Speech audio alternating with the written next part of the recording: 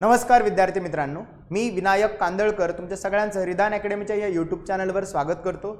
आज आपण काही इम्पॉर्टंट पॉइंट्स बघणार आहे जे की तुमच्या या येणाऱ्या PWD, WRD, WCDच्या ज्या काही जेईच्या जागा असतील किंवा सिव्हिल इंजिनिअरिंग असिस्टंटच्या जागा असतील जिल्हा परिषद PWD आणि WRD मध्ये किंवा म्युनिसिपल कॉर्पोरेशन आहे BMC जेई आणि सब इंजिनियर किंवा इतरही महानगरपालिकेच्या जागा येणार आहेत है ना। त्या सगळ्या ज्या काही वॅकन्सीज आहेत त्यासाठी जी काही एक्झाम कंडक्ट करते TCS किंवा BPS, तर मोस्टली असे काही पॉइंट्स आहेत की ज्यावरती क्वेश्चन्स विचारले जातात। हे सगळे इम्पॉर्टंट पॉइंट्स आपण या व्हिडिओ लेक्चर सीरीजमध्ये पूर्ण सीरीज आपण चालवत आहे ज्यामध्ये इम्पॉर्टंट पॉइंट्सवरती डिस्कशन करतोय। तर प्रत्येक व्हिडिओमध्ये शॉर्ट व्हिडिओ असतात आणि तुम्हाला काही इम्पॉर्टंट पॉइंट्स आम्ही सांगतोय ते फक्त तुम्हाला नोट डाऊन करायचे आहेत, ते लिहायचे आहेत, ते तुम्हाला नक्कीच येणाऱ्या एक्झाममध्ये फायदेशीर ठरतील। ओके, सो आजच्या आपण या व्हिडिओ लेक्चरमध्ये सिमेंटचे इंग्रेडियंट्स बद्दलची माहिती बघणार आहे, त्याचे फंक्शन्स वगैरे बघणार आहे, त्यासोबतच बोगीस कंपाऊंड पाहणार आहे आणि अगदी 2 स्लाइड आहे आणि अगदी शॉर्ट व्हिडिओमध्ये तुम्हाला ही सगळी माहिती येणाऱ्या एक्झाममध्ये नक्की फायदेशीर ठरेल। सिमेंटवरती तर नक्की प्रश्न राहतोच। ओके, सो ह्यावरती येणारा क्वेश्चन तुम्हाला तो सॉल्व्ह करता यावा त्यासाठी आपण व्हिडिओ पाहतोय। ओके, तर बघा सगळ्यात पहिले जसे की आपण जर कॉन्स्टिट्युएंट्स ऑफ सिमेंट जर आपण पाहिले तर त्यामध्ये सगळ्यात पहिला आहे लाईम किंवा कॅल्शियम ऑक्साईड म्हणतो आपण, तर त्याचं पर्सेंटेज आहे 60 to 65% इतकं आहे आणि त्याचं फंक्शन काय तर it control the strength and soundness. जर सपोज एक्सेसमध्ये असेल लाईम तर त्यामुळे काय होणार आहे, it will cause expansion of the cement, that is unsoundness आहे ना, त्याला आपण म्हणतो अनसाउंडनेस एक्सेसमध्ये गेला लाईम तर। आणि जर सपोज सिलिका सेकंड इन्ग्रेडियंट जर पाहिलं तर that is the silica oxide 17 to 25% इतकं सिलिकाचं प्रमाण आहे, इतकं इन्ग्रेडियंट त्यामध्ये असतं, इतका सिलिका सिमेंटमध्ये प्रेझेंट असतो। It gives the strength, it provide the strength to the cement. आणि जर सपोज एक्सेसमध्ये गेला, जर सपोज सिलिका एक्सेसमध्ये असेल तर it will cause slow setting of the cement. Third ingredient आहे अल्युमिना Al2O3 3 to 8% इतकं त्या ठिकाणी अल्युमिनाचं पर्सेंटेज सिमेंटमध्ये असणार आहे आणि it is responsible for quick setting of the cement. जर सपोज अल्युमिना एक्सेसमध्ये गेला it will lower the strength of the cement. Iron oxide Fe2O3 0.5 to 6% दरम्यान आयरन ऑक्साइड्स असतात। It imparts what colour and it helps in fusion, it acts as a flux। Okay, हे iron ऑक्साईडच्या बद्दल झालं।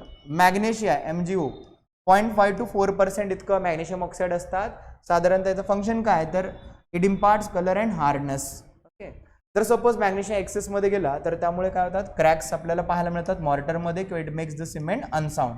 Okay, so हे आपल्या सिमेंटमध्ये असणारे काही इन्ग्रेडियंट्स आहेत, महत्त्वाचे इन्ग्रेडियंट इतरही आहेत जसे की अल्कलाइज असतात, सल्फर असतं सिमेंटमध्ये, सगळे राहतात। ओके, तर त्यातले महत्त्वाचे काही इन्ग्रेडियंट्स आहेत सिमेंटमधले की ज्याचं पर्सेंटेज आपल्याला विचारतात।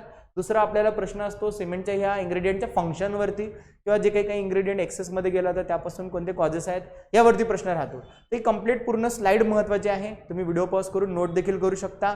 ओके, आणि लिहित चला। ओके, महत्त्वाचे पॉईंट्स असतात, यूट्यूबवरती पण काही महत्त्वाचे पॉईंट डिस्कस करताय आपण, तर ते तुम्हाला इम्पॉर्टंट ठरणार आहे exam point of view. Second बघूया बोगीज कंपाऊंड। बघा बोगीज कंपाऊंड जे आहे ना, ज्यावेळेस आपण त्या ठिकाणी सिमेंटला किलमध्ये टाकतोय बर्निंगसाठी आहे ना, सगळं सिमेंट मॅन्युफॅक्चरिंगसाठी, so it fuses and following 4 major compounds are form आहे ना, काही मेजर कंपाऊंड्स फॉर्म केले जातात, बोगीज कंपाऊंड म्हणतो आपण याला, and they are known as bogies compound है ना। तर प्रिन्सिपल मिनरल कंपाऊंड्स कोणते कोणते आहेत तर त्यामधला पहिला आहे C3S म्हणजे ट्राय कॅल्शियम सिलिकेट, दुसरा आहे डाय कॅल्शियम सिलिकेट, तिसरा आहे C3A म्हणजे ट्राय कॅल्शियम ॲल्युमिनेट आणि फोर्थ आहे टेट्रा कॅल्शियम ॲल्युमिनोफेराइट। हे असे टोटल 4 प्रिन्सिपल कंपाऊंड्स आहेत, बोगीज कंपाऊंड्स आहेत। मग आता हे जे काही ट्राय कॅल्शियम सिलिकेट आहे C3S याला त्या ठिकाणी आपण म्हणत असतो अलाइट। ओके, सो हे अलाइट, बिलाइट, सिलाइट, फिलाइट कशाला म्हणतात हे आपल्या पेपरमध्ये विचारतात। ओके, तर बघा ट्राय कॅल्शियम सिलिकेट C3Sला अलाइट म्हणतो, साधारणतः 45% हा C3Sचं प्रमाण असतं, अलाइटचं पर्सेंटेज असतं। आणि याचं हे कशासाठी रिस्पॉन्सिबल आहे लक्षात ठेवा, C3S म्हणजे ट्राय कॅल्शियम सिलिकेटमुळे काय होणार आहे, it is responsible for what early strength, लक्षात ठेवायचं आहे। C3S is responsible for what early strength. C3Sला काय म्हटलं आपण अलाइट, पर्सेंटेज किती 45% and responsible for what early strength. विचारणार म्हणजे विचारणार, क्वेश्चन फिक्स आहे यावरती। ओके, प्रिव्हियस सुद्धा रिपीटेडली भरपूर वेळा विचारलेलं आहे। डाय कॅल्शियम सिलिकेट C2S तर त्यासाठीचं त्याला आपण म्हणतोय belite, we called it as a belite, percentage 22% आणि रिस्पॉन्सिबल कशासाठी आहे तर डाय कॅल्शियम सिलिकेट जो आहे C2S जो आहे it is responsible for what ultimate strength. Okay, ultimate स्ट्रेंथसाठी रिस्पॉन्सिबल आहे C2S। Tri calcium aluminate okay C3A जो आहे it is called as celite, 11% असतो, it is responsible for what flash and initial setting of the cement.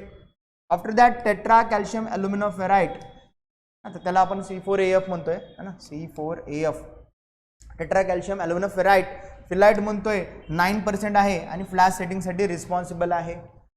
आता हे सगळे जे काही मायनर कंपाऊंड्स आहेत त्यासोबतच मायनर कंपाऊंड्स, तर मायनर कंपाऊंड्समध्ये K2O आहे किंवा Na2O आहे. तर K2O जो आहे it is playing important role as it is playing important role in alkalies. Na2O जो आहे it is responsible, it is playing important role in aggregate reaction. ते सगळं बोगीस कंपाऊंड बद्दलची माहिती पाहिली आपण. फिक्स क्वेश्चन असतात मित्रांनो, रिपीटेडली भरपूर वेळा. जेईचं बघा, MPSC बघा, SSC JEE, IAS गेट, सगळ्या एक्झामिनेशनमध्ये हे सिमेंटवरचे प्रश्न राहतातच. बिल्डिंग मटेरियलच सब्जेक्ट महत्त्वाचा आहे, प्रश्न राहणारच. ओके, तर तुम्हाला हे येणाऱ्या एक्झामसाठी हे महत्त्वाचं ठरेल. आणि नक्कीच असेच आपण अजूनसुद्धा भरपूर सारे इम्पॉर्टंट पॉईंट्स घेऊन येणार आहे अपकमिंग काही व्हिडिओजमध्ये. आपल्या चॅनलला नक्की सबस्क्राईब करून ठेवा, तुमच्या मित्रांना देखील शेअर करा.